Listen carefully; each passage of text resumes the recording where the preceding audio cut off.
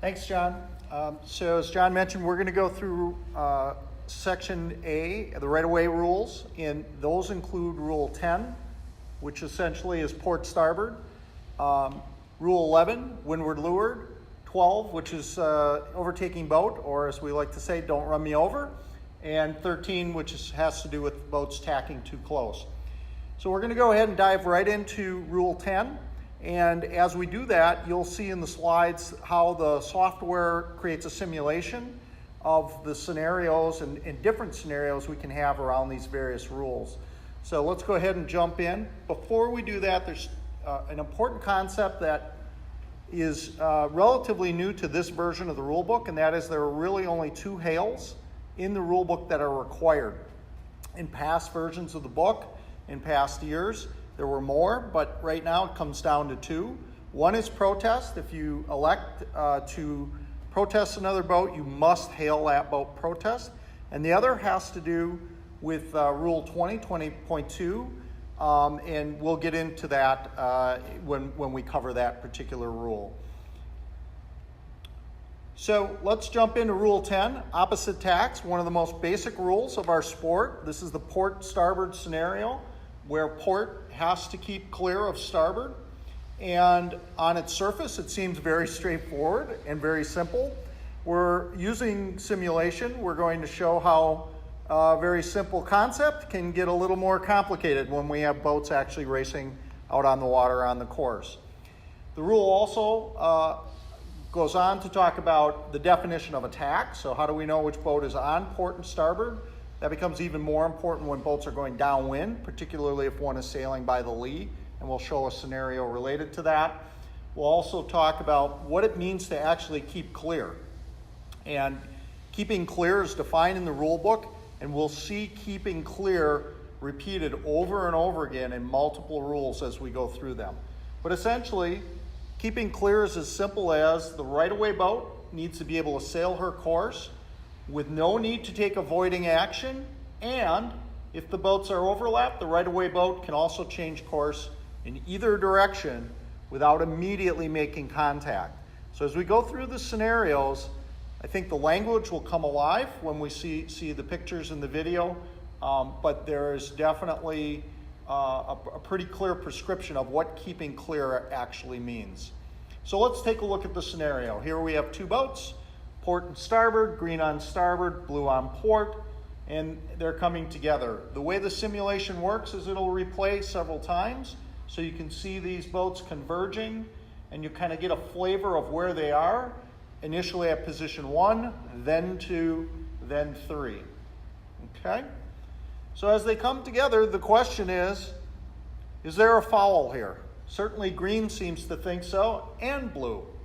So we just took our straightforward situation and made it a little more complex. We have a difference of opinion as to who is right and who is wrong here. So the way we dissect the scenarios is we'll actually go through and remind ourselves of definitions and the rules themselves, like what does it mean to keep clear. But let's take a look at this scenario.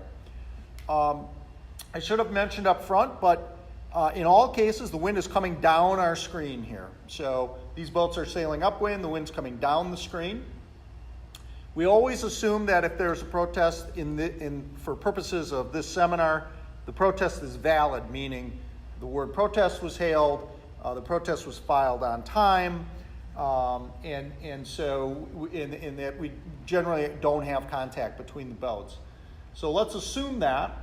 And in this particular scenario, what we have is that roughly a boat length apart, when the boats are at position 2, really port hasn't changed their course in any way.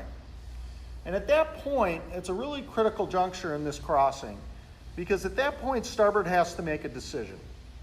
Starboard has to decide if they continue, is there going to be a collision or not? And in this case, starboard actually starts to tack because they believe correctly that they need to avoid a collision. And this is very important, especially when we talk in a few minutes about Rule 14. You'll see that the right-of-way boat has some very real obligations to avoid a collision, and they never have the permission to cause a collision and cause damage or injury. If they do, they'll be disqualified as well as the port boat in this case. So in this particular scenario, our starboard boat realizes that. They start to take action to avoid the collision. And fundamentally, port doesn't keep clear here. Port protests alleging Rule 16, which essentially says that the right-of-way boat can't alter its course. But the reality here is the reason starboard alters course is they don't believe port is going to. So they're pretty convinced there's going to be a nasty collision here, and they take action to avoid it. At the end of the day, port is penalized, and port loses this protest every time. So it's very important that port starts to telegraph what their intention is to starboard in this case, so starboard understands that port is acknowledging they have some obligation. If they don't, starboard can alter its course to avoid the collision, and in fact has to, based on the rules. So let's take a look at another scenario. In this case, we're contemplating a tack or cross. So this happens all the time on the race course. Starboard actually waves port across. And the question we get asked is if there was a third party to this. Think of a third boat off the screen here that said, hey, wait a minute, port actually fouled you green, starboard. They didn't cross you cleanly. I'm going to protest as a result of that. And so that's the scenario. So let's talk about whether or not that's actually valid or not. So as I mentioned, a third party alleges here that port did not keep clear. And let's go back to the definition to keep clear. And the key language here is her course. The right-of-way boat can sail her course. In this case, green determines its course is to continue. So it goes ahead, waves port across, and it's able to sail her course. So the reality is, this is accepted, it's not a problem, and it's not a foul. So if a third party tried to come in and allege that, it's not going to work. I mean, it is very valid to wave a boat across. Okay, here we have a scenario where we're coming together downwind on opposite tacks, green on starboard, red on port. And then as they get very close, red jibes. And so a little bit different scenario. Again, we're coming downwind now, right? Wind is always coming down our screen. So let's take a look at this one. There's no contact at the jibe, we'll assume that. But port's boom is very overlapped with the hull of starboard at the jibe. So starboard essentially alleges that port fails to keep clear in this scenario. And we go back to our definition of keep clear. As promised, we're going to see keep clear a lot as we go through all these rules. The key words are, can the right-of-way boat change her course in either direction without immediately making contact? The reality in this scenario is the answer is no, and port does not keep clear, and port's penalized under this scenario.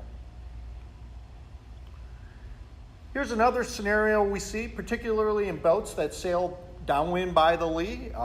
In our classes that we have in the inland, certainly lasers, opties, MCs, seaboats, very common scenario. Here we have blue on starboard, yellow is on port, but because they're sailing by the lee, they allege that they're actually on starboard because the wind is coming across the starboard side of their boat. While it's a creative argument, let's take a look at whether or not it's a valid one or not. So in this case, again, port is actually alleging that they're on starboard. Starboard alleges that port doesn't keep clear. And if we take a look at the definition of attack and then the definition of what's leeward and windward, we'll see that in the language, it actually comes down to if the boat is sailing by the lee or directly downwind, her leeward side is the side on which her mainsail lies. And that's what makes the yellow boat here on port jibe, not on starboard. So yellow is in fact on port. Doesn't matter that they're sailing by the lee. As I said earlier, creative argument, but they don't keep clear, and port gets penalized. Here's an overtaking scenario. We have starboard, green, overtaking, port on red. This one is really misunderstood by many competitors. So the real question here is which rule applies? Is this a port starboard or is it an overtaking boat keep clear scenario? So let's go back, take a look at what the rules tell us. Before the contact, red hails overtaking boat, keep clear. They certainly believe that that rule applies. Green alleges port doesn't keep clear, it's a port starboard. Well, let's take a look at the overtaking boat rule. We'll go into that a little more detail in a few minutes, but essentially Rule 12 says when boats are on the same tack and not overlapped, these boats aren't on the same tack. So at the end of the day, this rule does not apply. Port doesn't keep clear, and port's penalized in this particular scenario. Whoa, whoa, whoa, Rick. What am I Yes, John. What am I supposed to do if I'm the red boat? Yeah, so that we get asked this question a lot as well. Great question. What do we do if we're the red boat and we get caught here?